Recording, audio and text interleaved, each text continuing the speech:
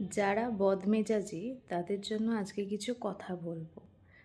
বদমেজাজি আমরা তাদেরকে বলি যারা একটুতেই রেগে যায় বা অল্পতেই রেগে যায়। ইন শর্ট যেটাকে আমরা শর্ট টেম্পার্ড বলি। তো তাদেরকে আমি একটাই টিপস দিতে চাই যে তোমরা যখন রেগে যাও সেই সময় কোনো ডিসিশন তোমরা নিও না। তোমরা ওয়েট করো মাথা ঠান্ডা হওয়ার জন্য, তারপর যে কোনো ডিসিশন নাও। কারণ বেশিরভাগ ক্ষেত্রে এই জিনিসটা দেখা গেছে যে রাগের মাথায় আমরা যে ডিসিশনগুলো নিই সেই ডিসিশনগুলো কিন্তু ম্যাক্সিমাম ক্ষেত্রে আমরা ভুল নিয়ে ফেলি, পরবর্তীকালে সেটার জন্য আমরা রিগ্রেট করি।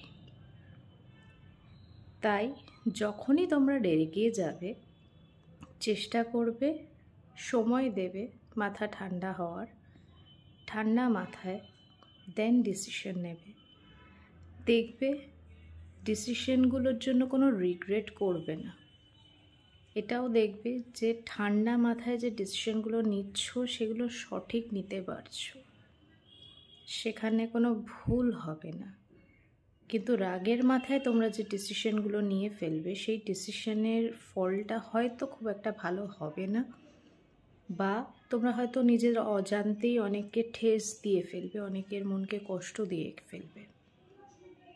আর সেটা আমার মনে হয় না তোমরা কেউ চাইবে।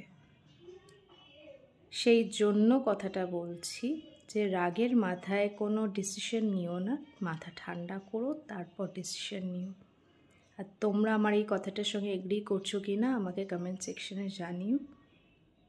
ভালো থেকো, সুস্থ থেকো।